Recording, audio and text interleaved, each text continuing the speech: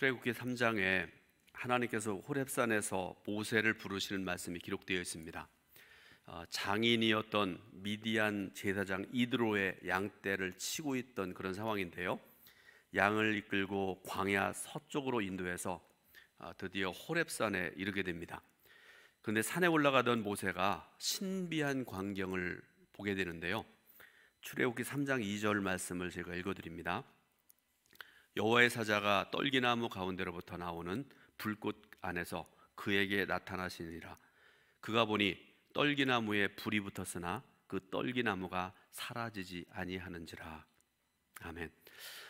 떨기나무라는 나무가 있는데요, 우리 한국에서는 볼 수 없는 그런 나무입니다. 여러분들에게 떨기나무가 어떤 것인지를 좀 보여드리려고 합니다. 떨기나무. 여러분, 저 나무가 시내산에 가면, 시내산에 올라가기 직전에 오른편에 보게 되면 성 캐더린 성당이라는 데가 있는데요, 거기에 있는 나무입니다. 그리고 또 하나는 이 떨기나무뿐만 아니라 저거는 모세 시대에 불 붙었던 그런 그 나무는 아닙니다. 그런데 떨기나무가 저런 것이라는 걸 알고 계시고요. 또 하나, 여러분, 저 모습은 성화지요. 모세가 무릎 꿇어서 신을 벗고 무릎 꿇어 있는 그런 모습, 그리고 그 앞에 환한 것이 뭔가 하면 그림으로 그려졌으니까 저렇겠지만요, 떨기나무에 여호와의 불이 붙어 있는 그런 상황을 묘사한 것이죠. 여러분들 저거 보시면서 좀 말씀을 들으시기 바랍니다. 근데 모세가 보기에 떨기나무에 불이 붙어 있는 모습을 보는 것도 이상한데, 그런데 불이 붙었으면 타야 마땅하지 않습니까? 그죠? 불이 일어났다가 환하게 타다가 이제 사그러들면 까맣게 그 탄 그 숯검댕이 같은 그런 것들이 남아야 되는 것이 마땅한데, 계속해서 불이 타오르는 그런 모습만 보게 되죠. 그래서 3절을 보게 되면 모세가 타지 않은 떨기나무를 이상하게 여겼다, 이렇게 말씀을 하고 계시는데요, 그래서 모세가 보면서 이상하다 싶어서 무슨 일인가 싶어서 가까이 그곳에 가려고 할 때, 출애굽기 3장 5절을 보면 하나님께서 급히 모세를 부르시면서 이렇게 말씀을 하십니다. 하나님이 이르시되 이리로 가까이 오지 말라. 네가 선 곳은 거룩한 땅이니 네 발에서 신을 벗으라. 아멘. 모세는 하나님의 음성을 듣고 앞으로 나아가다가 이리로 가까이 오지 말라는 접근 금지 명령을 받은 것입니다. 그런데 여러분, 하나님의 경고는요, 모세에게만 하시는 게 아닙니다. 때때로 우리들에게도 하고 계세요. 하나님께서 내게로 가까이 오지 말라라는 그런 말씀을 주셨는데요, 더 이해하기 쉽게 말씀드리자고 그러면 하나님의 성전에, 하나님이 계신 곳에 함부로 나오지 말라라는 그런 말씀 아니겠습니까? 만약에 하나님께서 여러분에게 이런 말씀을 주셨다고 그러면 여러분 뭐라고 대답하실 겁니까? 오늘 주일이잖아요. 아마 여러분들 주일에 성전에 나오기 위해서 여러 가지로 준비하고 나오셨으리라고 생각을 하는데, 아침부터 나와서 뭐 기도로 시작한 분 말할 것도 없고요, 일찍 일어나서 세수도 하고 목욕도 하고 뭐 옷도 깨끗하게 입고 그렇게 나오셨으리라고 생각을 하는데, 다 준비하고 교회 앞에 딱 도착을 했는데 하나님께서 너 오늘 성전에 나오지 말라, 이런 말씀을 하셨다고 한다면 뭐라고 여러분 반응을 보이실 것인가? 제가 여러분들에게 질문을 드리는 거죠. 지난 금요일에 중앙연회 실행부 회의가 있었습니다. 이제 회의하고 식사를 마친 다음에 이제 감리사님들 이제 여러 명 모여서 커피 타임을 했는데요, 그 자리에서 한 감리사님이 했던 이야기를 여러분들에게 좀 소개를 하려고 합니다. 몇 년 전에 그 교회에서 있었던 일을 말씀을 했는데, 그 교회 장로님에 대해서 얘기를 시작하면서 이런 얘기를 시작을 하더라고요. 장로가 되려면 적어도 이 정도의 신앙이 있어야 되지 않겠느냐, 그러면서 이 감리사님이 얘기를 시작을 하시는데요, 교회 안에 문제가 생겼답니다. 아마 성도들 간에 또 이렇게 다투고 하는 그런 문제가 생겼던 것 같습니다. 그래서 그 담임 목사님이 당시에 권사님이셨는데 불렀답니다. 그래서 권면하기를 교회를 떠나시는 게 좋겠습니다, 이렇게 권면했답니다. 그러면서 우리 지방 안에도 괜찮은 교회 있으니까 제가 소개해드리겠습니다, 그렇게 말씀을 드렸대요. 그랬더니 그 권사님이 남자분이시고요. 그때 당시에 50대 초반이었다고 이렇게 말씀했는데 직업도 참 괜찮은 직업을 가진 그런 분인데 목사님이 그 말씀하니까 무릎을 딱 꿇더니 막 통곡하면서 울더래요. 그분의 그 평소에 신앙생활 하던 모습을 이 목사님도 잘 알고 있고 안타까운 좀 아끼는 그런 권사님이셨는데 그런 말씀을 드리는 게 목사님으로도 굉장히 어려운 일인데 그러니까 목사님도 통곡하는 권사님 붙들고 함께 울고 그러고서 이제 집에 갔는데 다음 날 점심때쯤 되어서 그 아내 되시는 여자 권사님이 목사님을 찾아와서 이렇게 얘기를 하더래요. 어제 밤새도록 혼자 울면서 기도하고 아침에 출근했는데 식사도 하지 않고 출근하면서 말하기를 목사님께서 용서하실 때까지 금식하면서 기도하고 기다릴 거야, 그렇게 말씀을 하더래요. 그러면서 이 권사님이 하는 얘기가 남편의 성정으로 보면 이러다가 사람 죽을 것 같아요. 한번 이분은 한다고 그러는 분은 하는 분이라는 그런 거를 알려주는 그런 말씀이잖아요. 그러면서 이어 권사님도 목사님 앞에서 무릎을 꿇고 용서를 구하더랍니다. 그 목사님이 그런 모습을 보면서 이렇게 생각을 했답니다. 이런 상황에서 어떤 사람들은 그럴 수 있잖아요. 교회가 여기밖에 없나? 그러면서 뛰쳐나갈 수도 있고요. 뒤도 안 돌아보고 다른 교회라 가든지 어떤 경우에는 신앙을 버릴 수도 있고 그런데 이렇게 무릎 꿇고 기도하고 하나님의 뜻을 기다리고 목사님의 응답을 기다린다 그러면서 이렇게 참여하는 그런 모습을 보이는데 목사님 마음속에 한 번 더 기회를 주는 게 좋겠다 생각을 해서요 교회 중직들을 오시라고 했고 설명을 하고 이런 상황이 있고 이렇게 됐습니다. 용서하는 게 좋을 것 같습니다. 그래서 장로님들도 그 자리에 모였던 모든 분들이 용서해 주시는 게 좋겠습니다. 그렇게 얘기를 했고요. 그래서 지금은 그분이 장로님이 되시고 목사님이 또 마지막으로 하는 얘기가 그렇습니다. 이분은 모태신앙의 목사님이세요. 그분이 하는 말씀이 이전에도 이후에도 이런 장로님을 볼 수가 없다 할 정도로 신실하고 좋은 장로님이시고 그리고 저의 목회에 좋은 동역자가 되었다 그렇게 간증을 하더라고요. 여러분 물론 우리가 신앙생활하면서 살아가면서 용서받지 못할 죄도 있어요. 이건 도저히 용서할 수 없는 그런 죄들이 분명히 있다는 말씀이죠. 그래서 제가 그 감리사님한테 구체적으로 물어보지는 않았지만 그런 죄는 아닌 것 같고요. 아마 성도들 간에 다투고 뭐 어쩌고 그런 그 일인 것 같습니다. 그래서 여러분들에게 다시 질문을 드립니다. 그런 일 이제까지 제가 목회하면서 한 번도 한 적은 없지만 여러분 제가 어느 성도님을 불러서 아무개 성도님 혹은 아무개 집사님 이런저런 문제 때문에 오늘 이후로 성도님은 우리 동천 감리교회를 떠나세요 그렇게 얘기한다고 그러면 제가 말하기 무섭게 흥하고 동두천의 교회가 이 교회밖에 없어 그러면서 떠날 사람인지 아니면 아까 말씀드렸던 그 장로님처럼 그렇게 할 것인지 여러분 대답 안 하셔도 좋아요. 한번 생각해 보시기 바랍니다. 다시 본문으로 돌아갑니다. 하나님께서 모세에게 이리로 가까이 오지 말라 금지 명령을 내리셨는데 모세가 어떻게 하는가 하는 거 중요하죠. 근데 여러분 하나님께서는 성경을 통해서 하신 질문에 대해서 분명한 대답을 하십니다. 어떻게 대답하시는가 하면 성경을 통해 대답을 하세요. 그러니까 여러분 성경은 하나님의 말씀 진리의 말씀은 질문도 있고 대답도 있는 줄로 믿으시기 바랍니다. 그러니까 말씀대로만 살면 성경대로만 살면 아무런 문제가 없습니다. 오늘 우리가 읽은 본문 말씀 중에 3절 4절 말씀 여러분 다시 한번 3절 4절 말씀을 같이 읽어보겠습니다. 여호와의 산에 오를 자가 누구며 그의 거룩한 곳에 설 자가 누구인가 곧 손이 깨끗하며 마음이 청결하며 뜻을 허탄한 데 두지 아니하며 거짓 맹세하지 아니하는 자로다.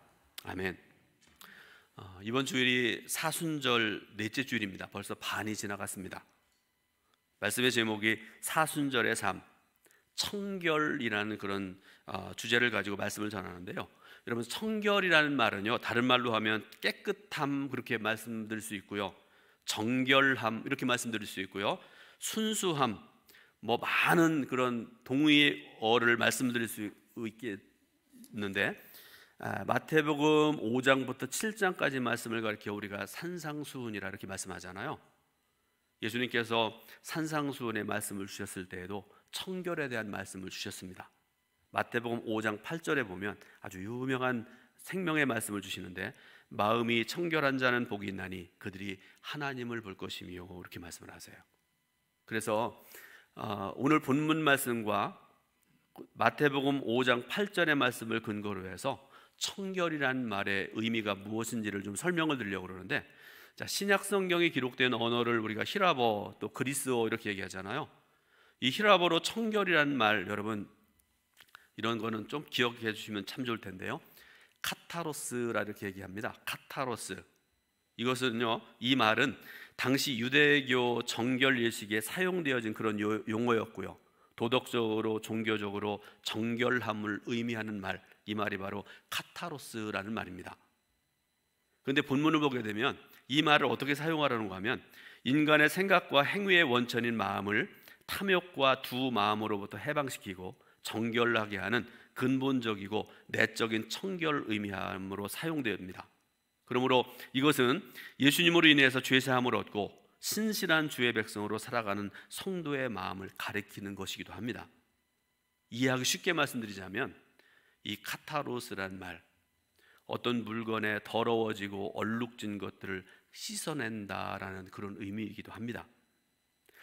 우리가 자주 사용하는 말 중에 카타로스라는 말에서 유래된 표현이 하나 있습니다.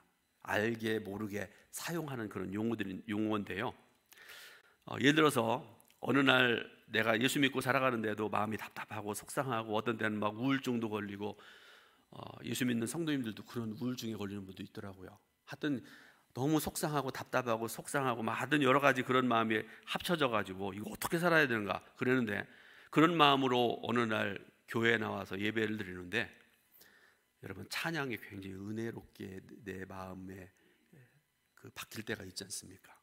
제가 지난 금요일 날 큰 은혜를 경험을 했는데, 제가 답답했던 건 아니고요, 심야기도에 참석을 해서 우리 두나미스 찬양단하고 함께 찬양하면서 얼마나 찬양을 열심히 불렀는지 목이 좀 덜 좋아요 지금.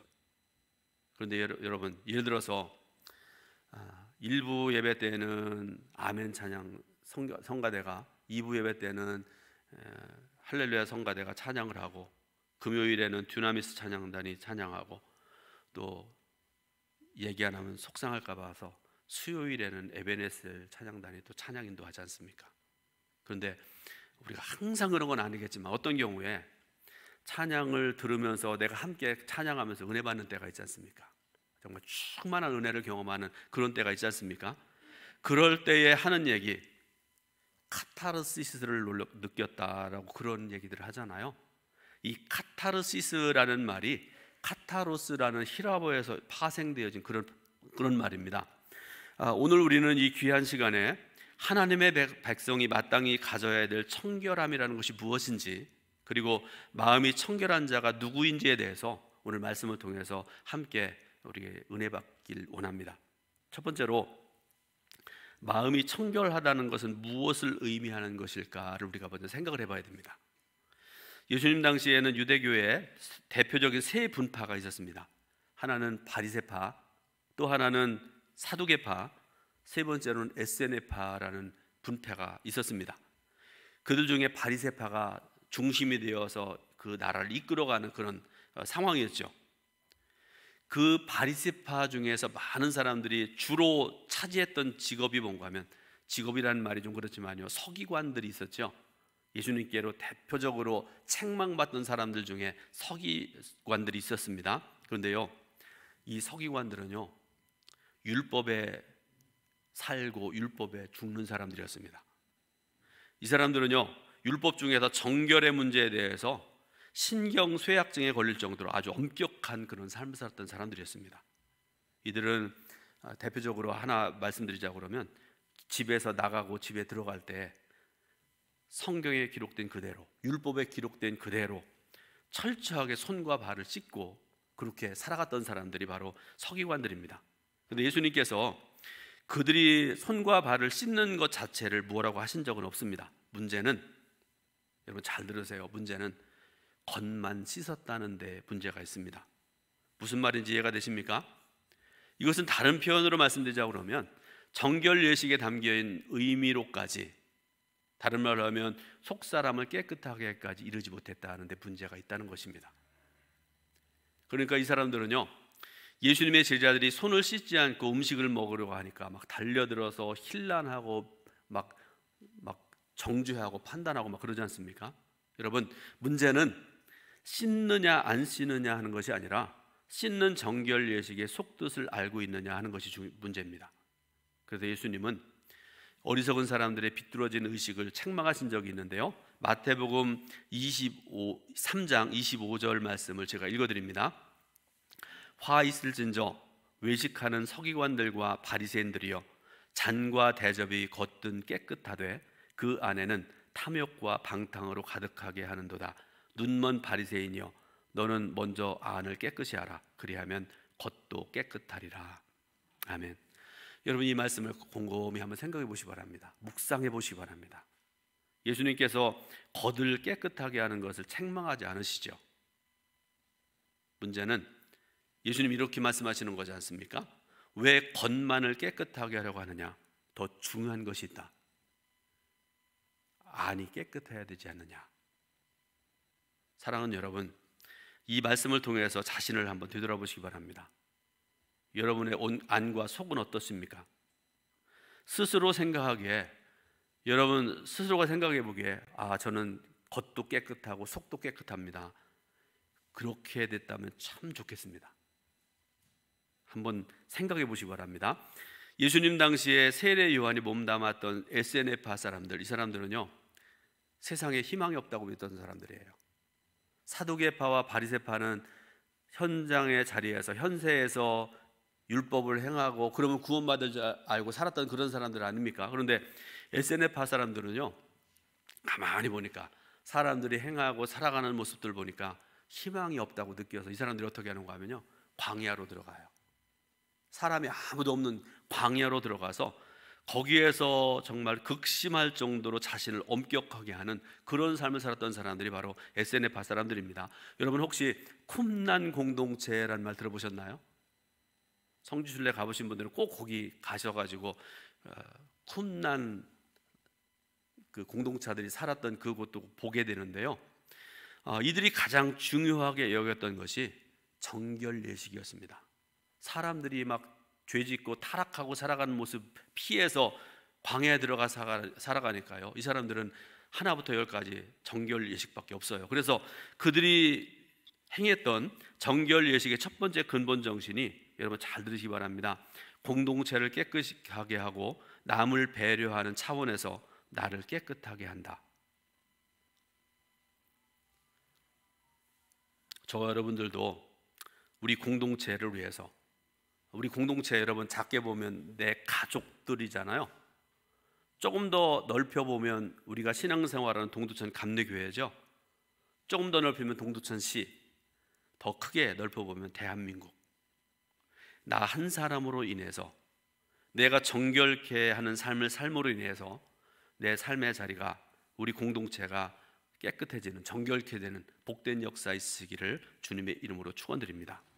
두 번째, 청결케 하려는 자는 두 마음을 품지 말아야 된다, 이렇게 말씀을 하십니다.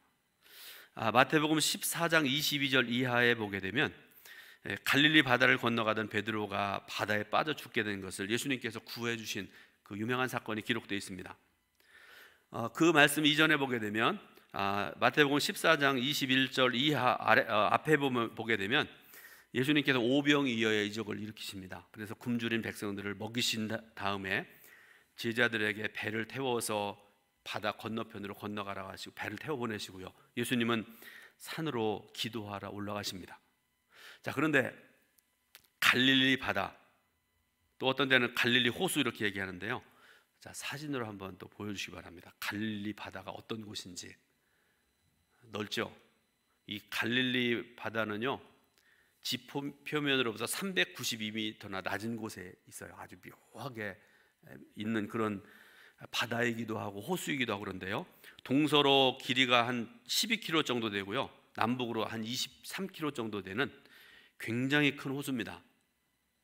정확하게 말하면 호수인데 이스라엘 사람들은요, 막대기로 줄만 그으면 이 사람은 강이라고 그래요. 손으로 이렇게 조금만 파놓으면 거기 바다라고 그래요. 그렇게 생각하시면 될 것 같아요. 근데 제자들이 배를 저어가던 중에 큰 풍랑이 일어나서 제자들이 죽을 수밖에 없는 그런 상황에까지 이르게 된 것이죠. 그때 예수님께서 물 위를 걸어오셔서 이들을 구원하신 사건입니다. 그런데 여러분, 30절을 보게 되면 예수님을 바라보면서 물 위를 걸어가던 베드로 한 걸음 한 걸음 예수님을 향해서 걸어갑니다. 그런데 갑자기 큰 바람이 불어오게 되니까 바람을 보고 무서워 빠져가는지라 이렇게 말씀을 하세요. 그때 베드로가 예수님께 뭐라고 하는가 하면 소리질러 이르되 주여 나를 구원하소서라고 그가 큰 소리로 외칩니다. 여러분, 죽을 수밖에 없는 상황이잖아요. 그때 예수님을 향해서 부르짖고 기도하고 간구하는 베드로의 상황을 한번 생각해 보시기 바랍니다. 물에 빠져가는 순간에 베드로의 의식 한가운데에는 아무것도 생각나는 게 없습니다. 오로지 이 순간에 주님만이 나를 구원하실 수 있다는 그 원초적인 본능의 절규가 자기도 모르게 터져나온 것 아니겠습니까? 때때로 하나님께서는 우리 믿음의 사람들을 사지로 몰아넣으실 때가 있습니다. 주님밖에 볼 수 없을 상황, 그리고 이런 때의 인간은 아주 원초적인 성결함을 가지고 그런 자세를 가지고 기도하고 신앙생활을 하게 되는데 적어도 그 순간만은 두 마음을 품을 수가 없습니다. 그래서 그럴 때 기도하기를 나를 구원하실 분은 주님밖에 없습니다. 이 문제를 해결해 주실 분은 예수님밖에 없습니다. 라는 그런 마음을 가지고 그런 믿음으로 기도하게 되는데 이것이 바로 마음이 청결한 것이라는 것이죠. 성도 여러분, 청결함은 마음이 나누어지지 않은 상태를 말씀하는 것입니다. 그러면 반대로 마음이 청결하지 못한 상태라는 것이 무엇일까를 여러분에게 잠깐 말씀드리는데, 예를 들어 이런 거죠. 어떤 문제가 생겨났습니다. 그럴 때 이렇게 하면 이 문제가 해결될까? 혹은 이렇게 하면 해결될까? 또 혹은 A라는 사람을 찾아가서 의논하면 해결될까?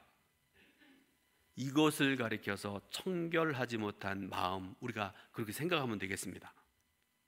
사랑하는 여러분, 오늘 본문을 기록한 시편 23편을 기록한 시편 기자 다윗이 기록한 그런 말씀인데요, 이 다윗의 고백, 다윗의 노래에 귀 기울이시기 바랍니다.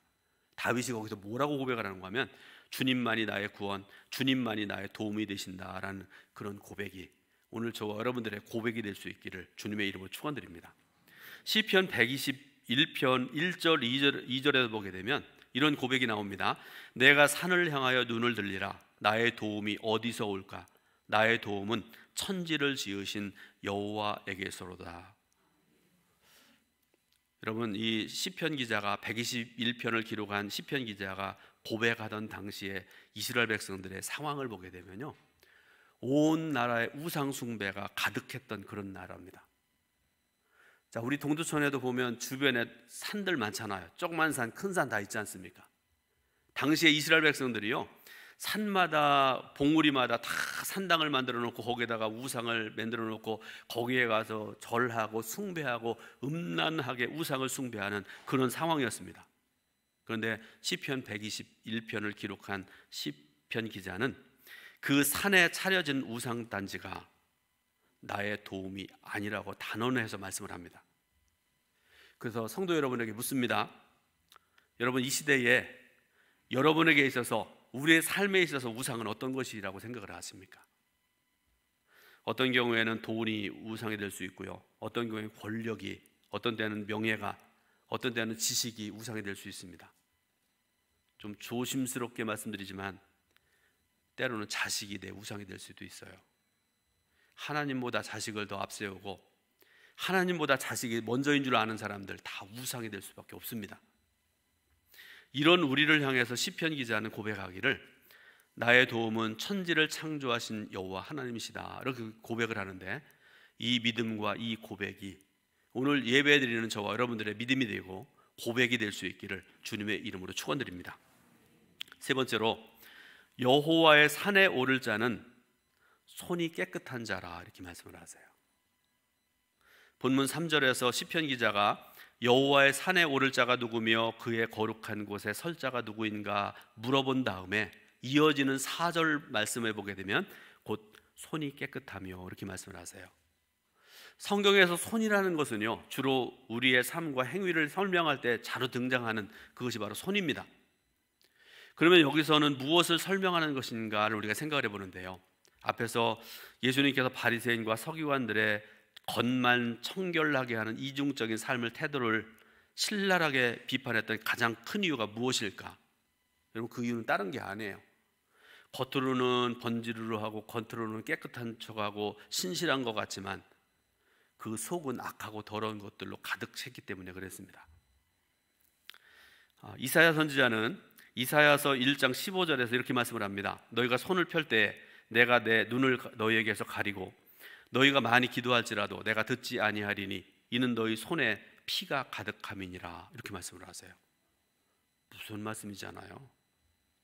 손을 편다는 게 뭡니까? 기도한다는 말씀 아닙니까? 너희가 많이 기도할 때도 내가 안 듣겠다, 눈을 가리겠다, 이렇게 말씀을 하십니다. 여러분, 왜 이 말씀 주실까요? 이어지는 이사야서 1장 16절부터 17절 말씀을 보게 되면 또 읽어드립니다. 너희는 스스로 씻으며 스스로 깨끗하게 하여 내 목전에서 너희 악한 행실을 버리며 악행을 그치고 선행을 배우며 정의를 구하며 학대받는 자를 도와주며 고아를 위하여 신원하며 과부를 위하여 변호하라 하셨느니라. 아멘. 자, 여러분, 가만히 이 말씀을 생각해 보시기 바랍니다. 이 덕목들은 모두가 무엇에 해당하는 덕목들인가? 대부분은 손에 의해서 행해지는 그런 덕목들이죠. 이스라엘 사람들은 기도할 때에 늘 손을 하늘을 향해 펴니다. 거룩하게 쳐다보면서 하나님 앞에 기도합니다. 오늘 우리의 기도의 모습과는 좀 반대잖아요. 저는 오늘 우리의 기도의 모습이 더 아름답다고 생각을 해요. 손을 모으고, 가능하면 때때로 여러분 무릎 꿇고 기도하는 것도 참 귀한 일이라고 생각을 합니다.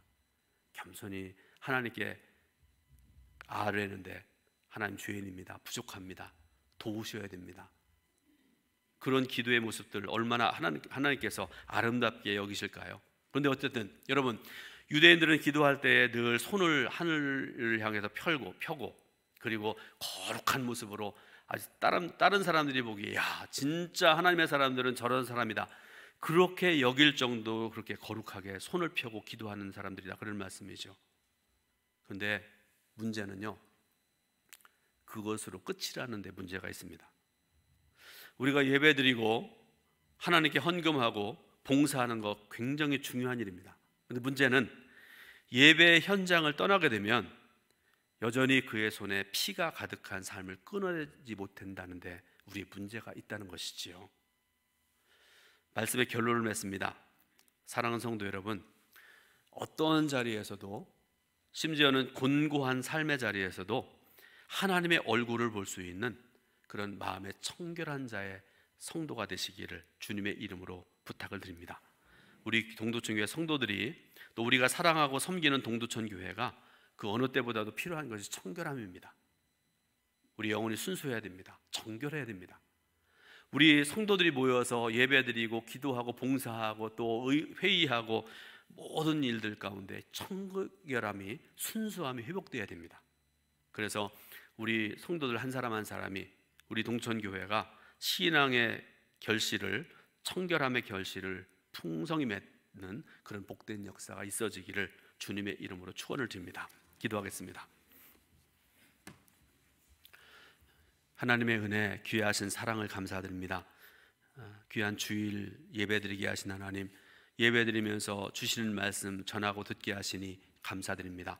하나님, 우리의 겉과 속이 청결함을 회복할 수 있도록 오늘 말씀 통해 주셨사오니 실천하고 행하는, 그래서 풍성한 열매 맺는 삶을 살아가는 우리 성도들 모두가 될 수 있도록, 우리 동천교회 될 수 있도록 인도하여 주옵소서.